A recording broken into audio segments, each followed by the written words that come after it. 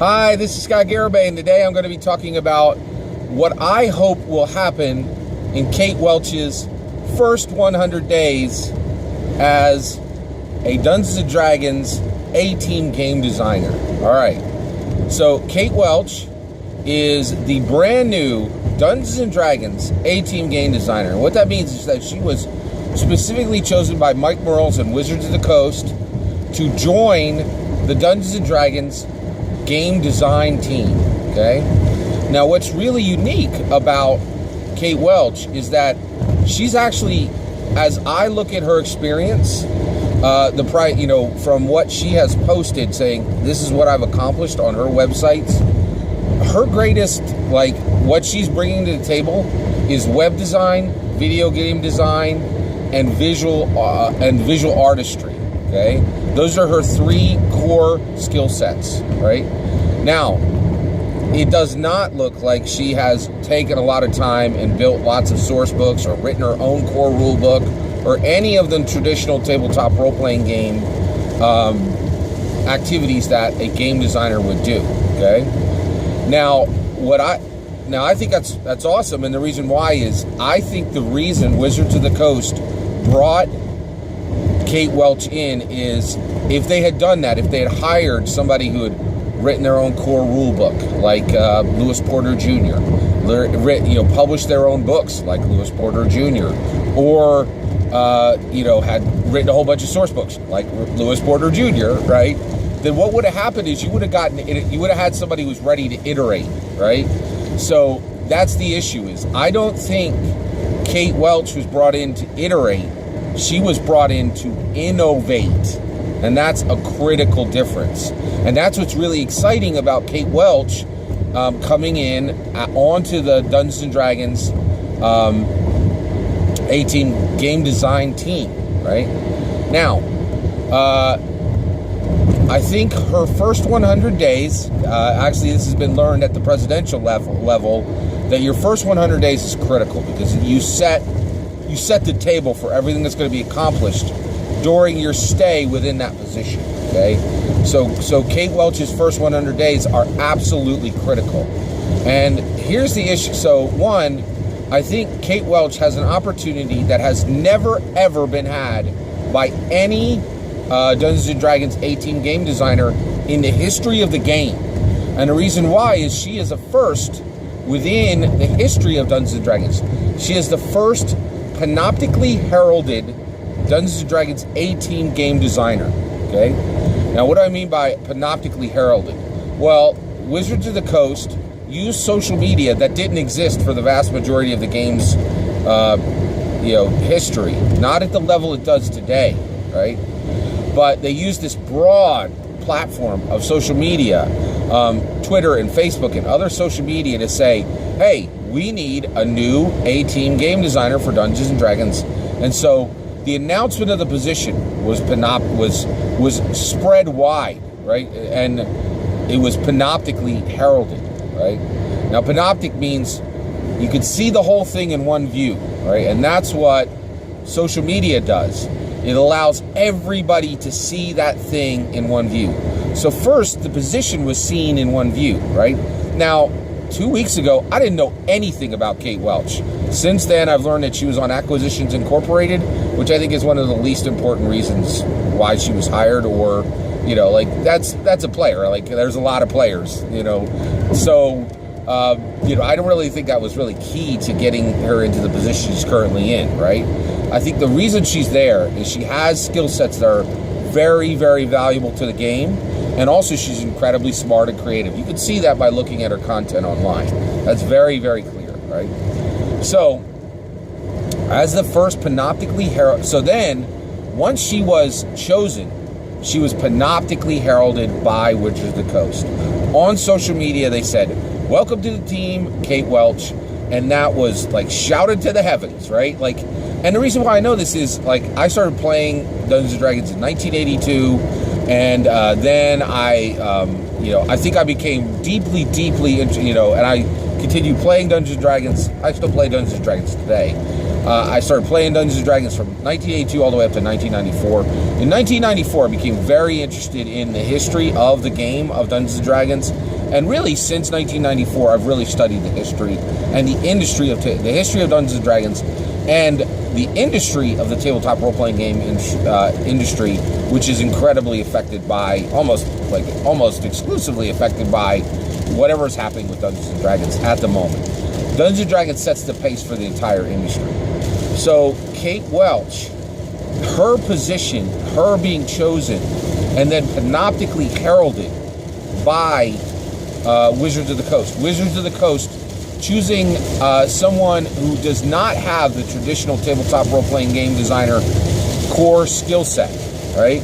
Who is coming in with digital skills and is coming in with a strong base of intelligence and creativity. I think what that tells us is that it is time for this person to have the opportunity, the first panoptically heralded Dungeons & Dragons A-Team member, game designer.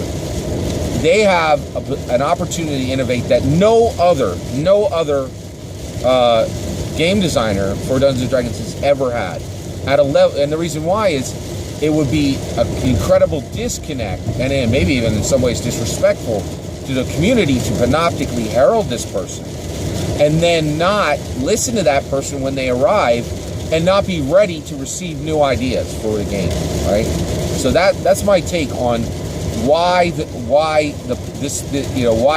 Kate Welch's current position, the fact that it is the first, Kate Welch is the very first panoptically heralded Dungeons & Dragons A-Team game designer, why it's so critically important, right? And so here's what I hope Kate Welch establishes within her first 100 days. She doesn't need to accomplish any of these, right? She just needs to put them on the table and say, hey, this is what should happen. Now, and also, Kate Welch is her own person. She can go in and do the job in any way she chooses. This is what I'm hoping for.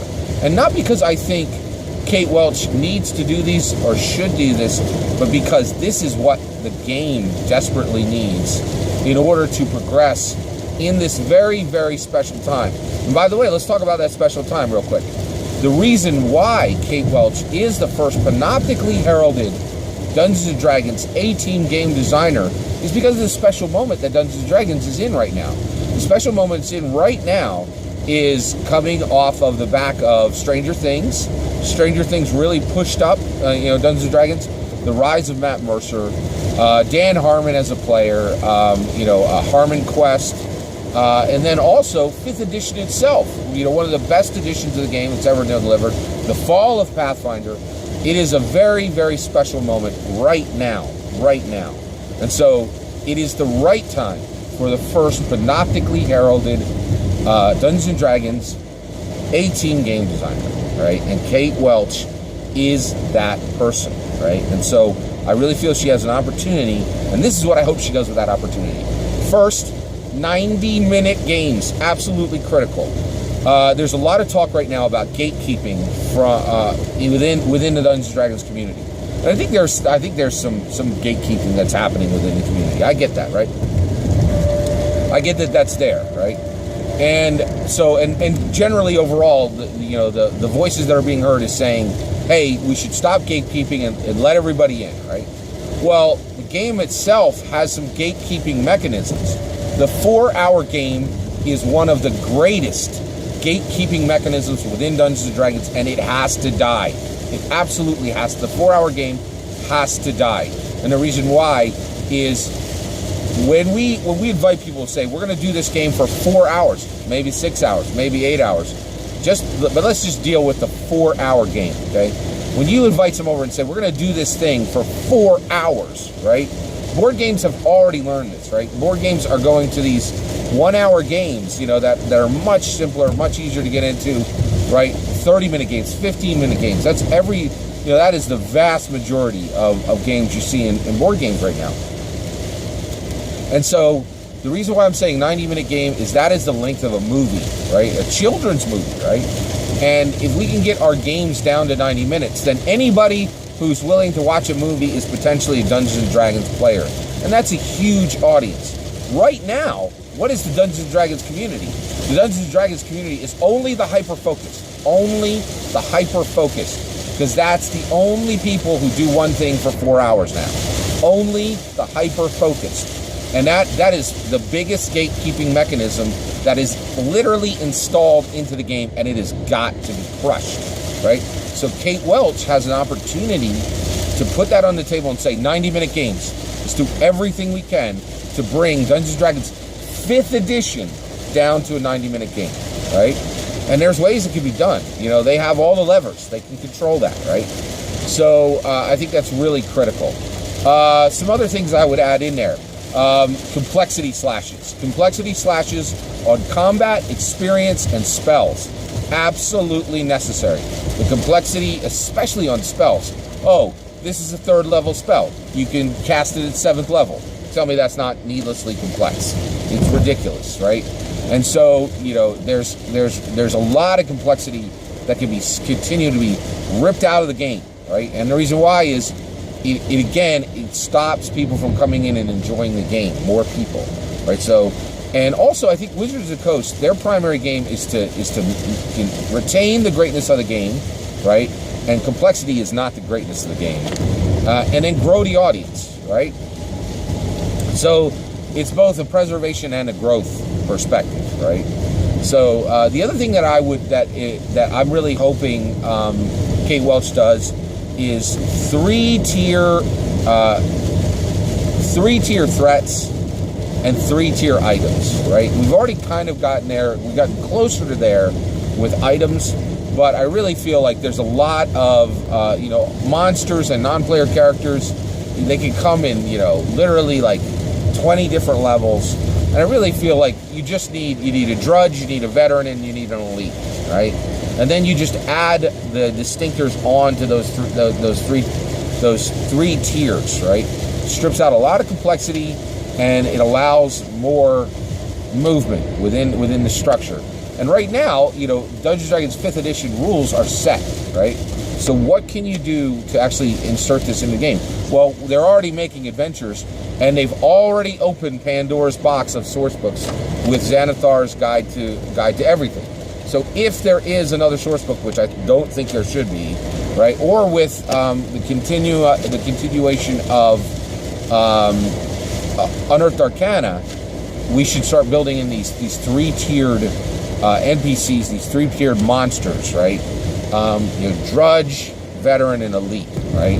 And so Drudge would be just a one-hit monster. A veteran would, maybe have between 25 and 50 hit points, and a tier 3 monster would have 150 hit points, and they're going to have multiple attacks. They're essentially the 3 tiers would serve as specific templates, right? So along with that slashing of complexity within combat, I would really like to see them go with close, near, far. Close, near, far, you see it in a ton of role-playing games now.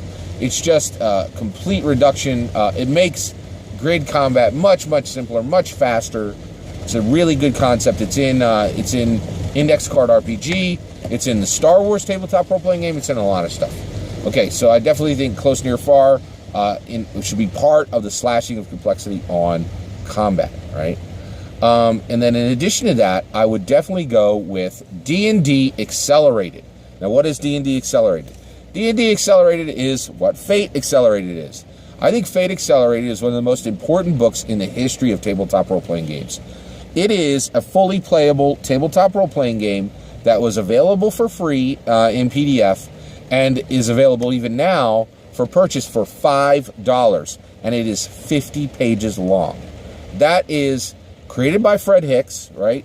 It is an absolute work of genius, and in my opinion, D&D Accelerated is absolutely needed. It is absolutely critical that we get a D&D Accelerated, a 50-page rule book, right, where people can pick that up and they can start playing D&D. They can play it for free. Now, first of all, I want to say a big thank you to Wizards of the Coast for already making a very robust free version of the game.